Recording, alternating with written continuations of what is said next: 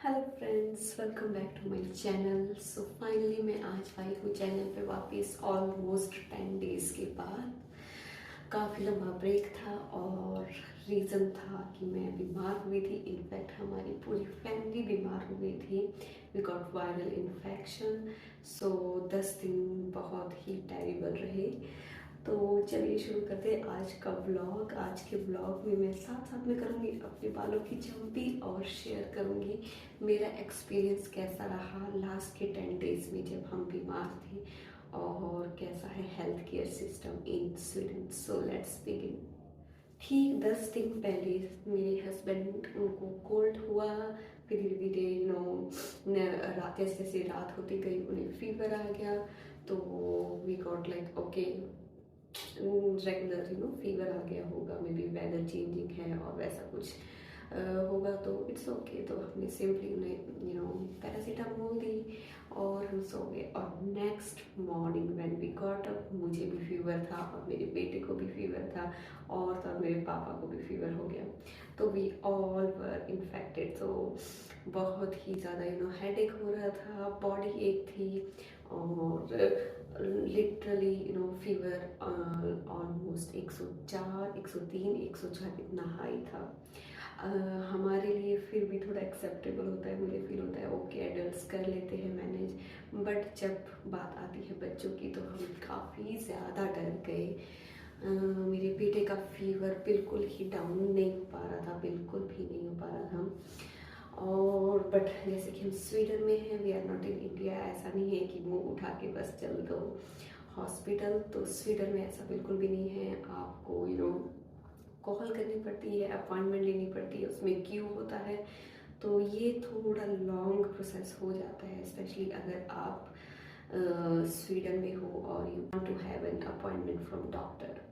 सो हमने धीरे धीरे कोशिश की कि हम अपने ही बिहाफ पे करते रहें, फीवर डाउन करते रहें। तो 1-2 दिन तक वेट किया। तो हम सब की जब हालत बहुत ज़्यादा ख़राब हो गई तो हमने डिसाइड किया कि it is the high time. और फिर हमने कॉल किया और वहाँ पे हमने कांटेक्ट किया उनसे कि हमने अपनी कंडीशन बताई, हमें फीवर है, बॉडी एक है, टेम्परेचर डाउन हो नहीं रहा। एंड देन और हमने अपने बेटे के लिए सबसे पहले डॉक्टर की अपॉइंटमेंट लेना प्रेफर किया, क्योंकि वो ज़्यादा इंटरेक्ट नहीं कर पा रहा था, he was feeling too lazy. तो जब हमने डॉक्टर से बात की, they talked to then not doctor actually, sorry, the nurse, we talk to nurse. और नर्स ने फिर सारी इन्फॉर्मेशन हमारी नोट डाउन की। फिर उन्होंने वीडियो कॉल किया, फिर विवान से बात की। ये सब कुछ करने के बाद ऑलमोस्ट 1-1.5 घंटा वेस्ट होने के बाद they finally asked us okay you can visit. तो फिर हम हॉस्पिटल गए। हॉस्पिटल में जैसे ही हम हॉस्पिटल पहुंचे, क्या होता है मेरे बच्चे के केस में कि जब भी हम बाहर ट्रैवल करते हैं, धीरे धीरे जितना टाइम होता है, रास्ते में ही मेरे बेटे का फीवर डाउन हो जाता है, क्योंकि वेदर भी बाहर काफ़ी ठंडा है। तो मोस्ट ऑफ द टाइम क्या होता है, जब हम पहुंचते हैं हॉस्पिटल तब तक उसका फीवर थोड़ा डाउन हो गया था। तो यहाँ पे वही है कि वो करंट सिचुएशन देखते हैं। तो जब नर्स ने देखा कि ओके इसका फीवर तो डाउन हो गया, not that too much, like 40 degree Celsius नहीं था, तब तक थोड़ा सा कम हो गया था, 100 भर था। तो दे सेड कि you need to go back to home, no need of emergency, आप जाइए, पानी पिलाइए, वैसा वैसा जो रेगुलर इनका रहता है वही किया। तो यहाँ पे वो मेडिसिन भी एकदम ज़्यादा प्रेफर नहीं करते। तो जब हमने बताया कि रात को बहुत ज़्यादा हो जा रहा है और बॉडी एक हो रही है, then they said okay paracetamol ले लीजिए, इब्रूफेन ले लीजिए। वही हमने किया और वो कोर्स हमने ऑलमोस्ट 5 to 6 डेज किया।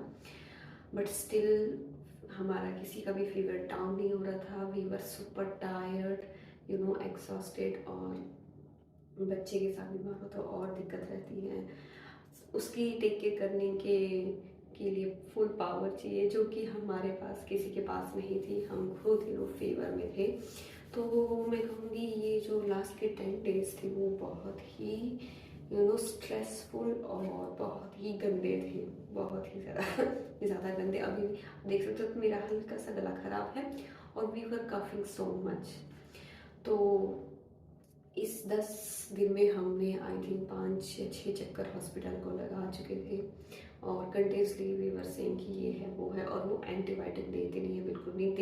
दे were checking my son and my husband and they said okay कोई प्रॉब्लम नहीं है। They took all blood samples, सारे टेस्ट वगैरह किए, तो रिजल्ट में कुछ खास आया नहीं, except that the infection was there, viral infection. They said कि वायरल है, टाइम लगेगा टाइम लगेगा। तो ये सोच सुन के मेरा तो दिमाग खराब हो गया कि कितना टाइम लगेगा, और बच्चे को दवाई खिलाना is a big task, big task. तो वो सबसे ज़्यादा स्ट्रेसफुल था मेरे लिए। तो वो हर 6 घंटे बाद बच्चे को दवाई खिलाना, ज़बरदस्ती करना, और जब अपने में बिल्कुल भी एनर्जी ना हो तो और ज़्यादा इरिटेशन बढ़ जाती है। तो बस ये काफ़ी ज़्यादा हेक्टिक था, but finally now we have recovered. अभी भी एक्चुअली कर रहे हैं धीरे धीरे, बट हाँ रिकवरी जोन में आ चुके हैं, काफ़ी ज़्यादा बेटर लग रहा है अब हमें। तो स्वीडन का ये ड्रॉबैक मैं बोलूँगी, अगर the first thing about Sweden is their healthcare system, although they are very good to handle all that stuff. Okay, they don't prefer to give you antibiotics. Indians हम क्या है, फुली डिपेंडेंट है antibiotic पे, कुछ भी हो जाता है एंटीबायोटिक प्रेफर करते हैं, but they don't give it here at all, जो कि प्रॉब्लम हो जाती है हमें क्योंकि हम हैप्चुअल हैं और हमारी बॉडी वांट्स दैट, जो कि नहीं मिल पा रही थी हमें, और इस चक्कर में काफ़ी लंबे टाइम तक हम बीमार रहे। तो वो थोड़ा मैं बोलूँगी, और क्यू सिस्टम यहाँ पे हर चीज़ के लिए है।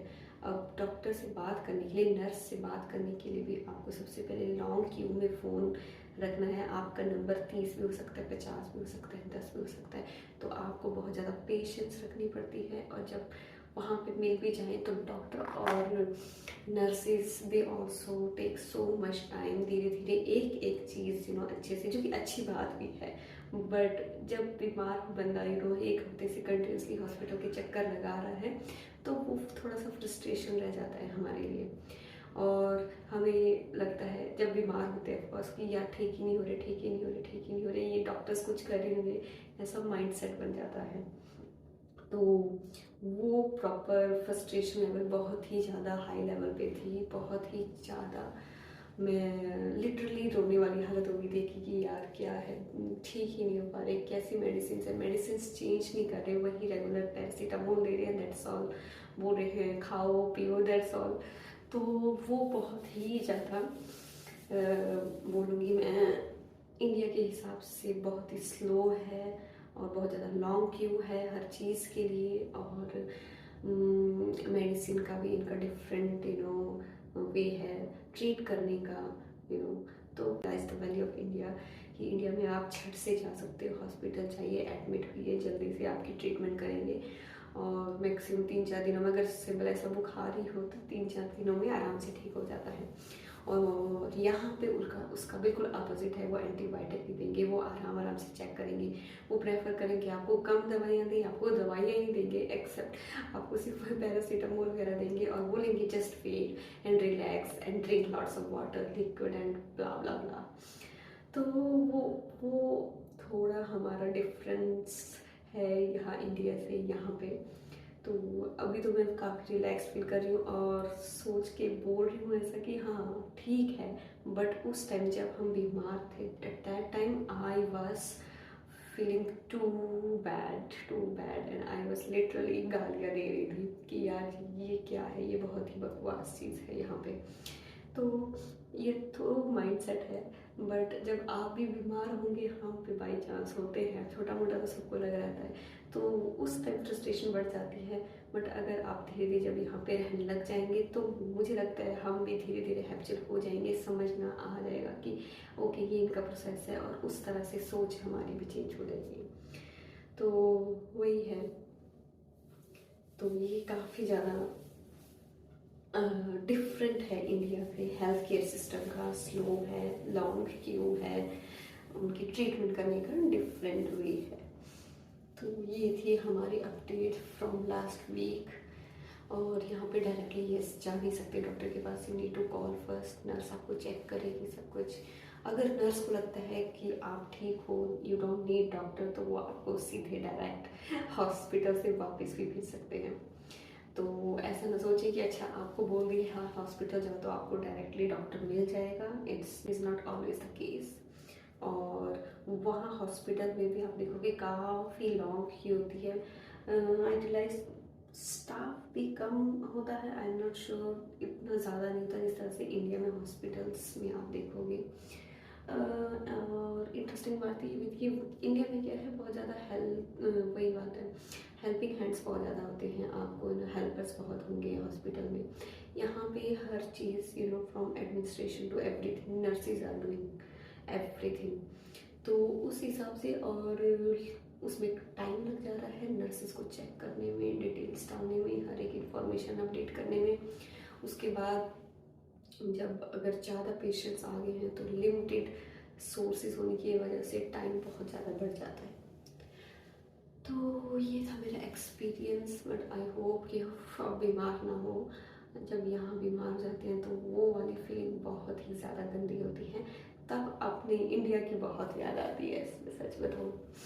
क्योंकि अपने जब बीमार हुए तो सीधे अपने हॉस्पिटल गए, वहाँ एडमिट हुए, दैट्स ऑल। यहाँ पे तो एडमिट का सोच रही है, एडमिट तब करेंगे जब बहुत ही ज़्यादा सीरियस और सिवियर प्रॉब्लम है, टचवुड और वो नौबत भी ना आए, तो वही है।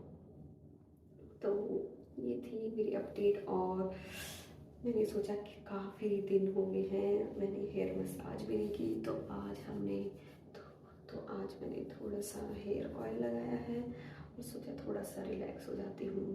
पूरे एक हफ्ते से क्लास में लगाई, कहीं बाहर नहीं गए और लिटरली सिर्फ सोए रहे, और बस। So thank you so much guys for watching my video.